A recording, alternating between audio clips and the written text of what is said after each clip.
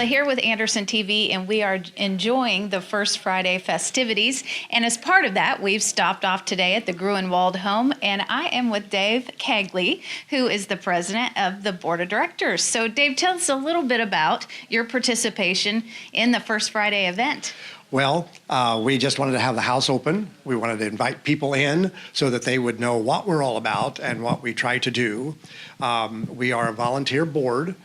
We have to keep the house in decent repair, and we have to keep it open to the public so that they can see a Victorian home and how people lived back in the 1850s and 1870s, because that's a span of time when this house was built. So tell us a little bit more about the house. Well, the back part where the present dining room and the kitchen area, that area was the original federal house type, just a rectangular house built, and then there were two rooms upstairs that were bedrooms, and that was back in 1850. In 1872, this front portion, the three-story mansion, as it was referred to then, was built by Martin Gruenwald. Came to this country with $4, became a very wealthy man, and wanted to entertain. So he had to have a bigger home than what that previous area in the back had. And he was a brick maker and a brewery.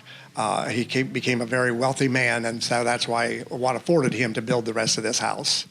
This is phenomenal, and it is beautiful. Tell us some of the things that the Gruenwald Home has planned for the rest of the year. Well, we have one coming up in May, the annual wine gala and auction, and that's one of our big fundraisers. And we hold that now at the Luce Community Room because our crowd has become so big that we have to have more space. And we raise money there. We also will then have summer lunches that we hold right here at the house.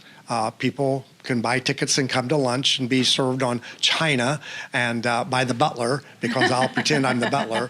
And we have those events. And then in the fall, we have what is called the musical tea.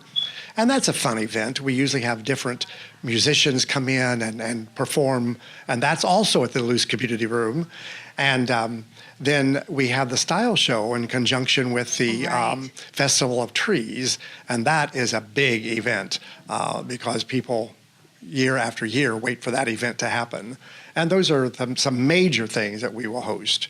We're also having a garden tour this year, which I am anxious to see how that works out with the master gardeners. Well, thank you so much for giving us just a few minutes of your time. And I know it's a busy evening, and I know you were just giving a tour to a group that came through. So, yeah, it's part of my job, and I love it because I love this house, and I want to keep it.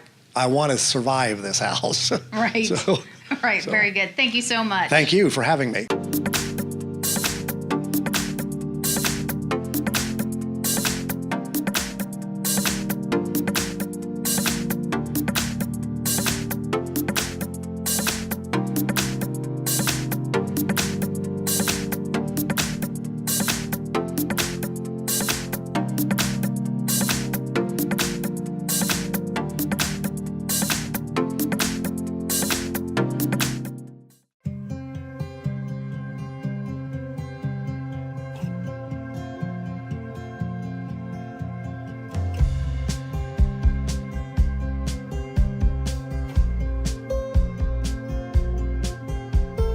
Anderson TV is now with Elliott Reed at Park Place Arts on our First Friday tour.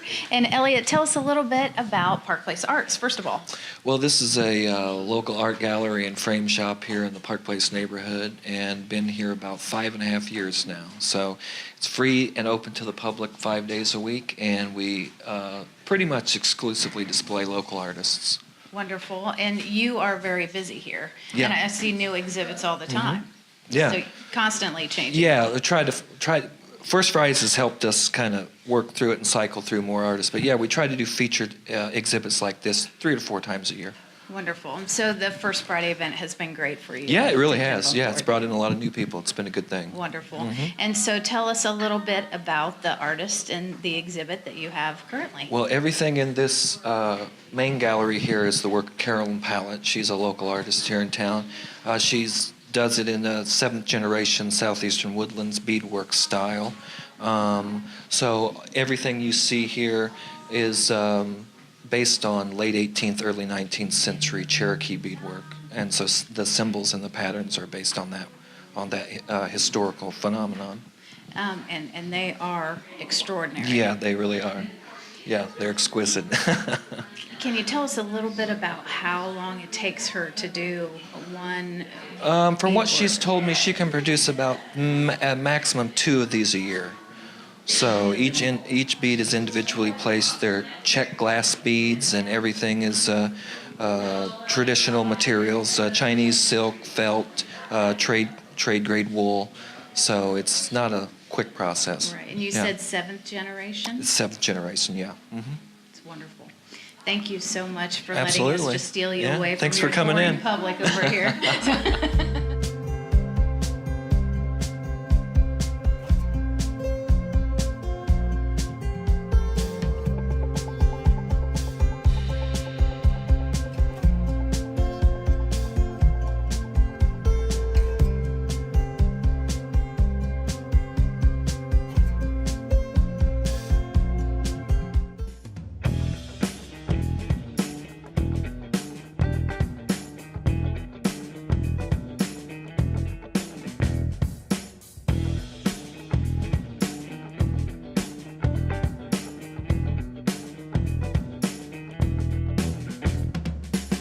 Next up for Anderson TV on the First Friday tour that we're taking this evening is A-Town Center. And I am with Marisa Kelly Rigney, and you are the board president? Correct. Okay, so tell me a little bit about A-Town Center.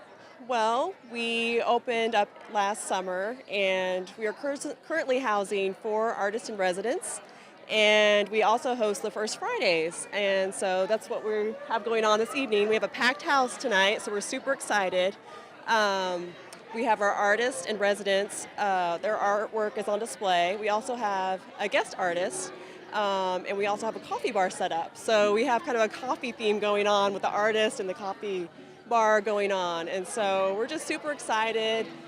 This turnout just shows that the community needs this and is on board with events like this, and it just is something that's been so wonderful. So we're Right. happy with the turnout for sure. Right, well, everywhere we've stopped tonight, there's been big crowds, and I think Yeah. Anderson's ready to get outside. And Oh, the weather is yes. great, and we've got the garage door open, live music, and it just, And it It's a really great night is a for it. packed house. it is. It's wonderful to see this kind of turnout on a Friday night, downtown Anderson.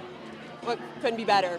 Right, and we see the different stations set up, and so those Yeah. are your artists. Do you have Yeah. any guest artists? We have a guest artist, Susan Morgan, and like I said, it's a coffee theme. So as you tour the gallery, you'll see the artwork all has that coffee central theme, and so it's kind of neat. Next month for our First Friday, we're going to do black and white. So it's a different gallery every time you walk in. It's a different setup. So it just keeps people coming back and seeing what's new. So every Yeah. time, every month, you're going to Yes. see something new. Yes, and it's just great to support the local artists and to get their names out there.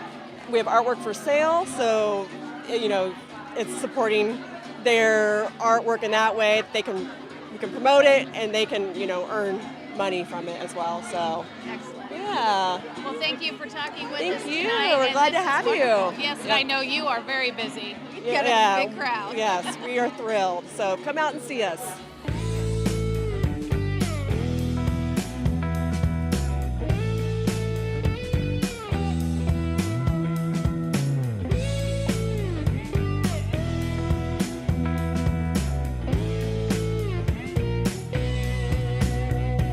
I'm at Oakley Brothers with Lane Carpenter, who just got voted the #1 bartender in Madison County. Yes, Well, that's you. it's been exciting. I feel honored to be nominated, and you know. And then to win. Yes. So you bartend at Oakley's almost every night? About 3 to 4 nights a week. Yep. And do you have favorites? This is Yeah, what of course. everyone wants to know if the bartender likes them the best. Yes. So some it's like true. Morgan more over me, and then others like me more over Morgan, which is fine. Preference, is good. So what's your favorite drink to make? Blackberry smash and lemon shake up. Nice. Yeah.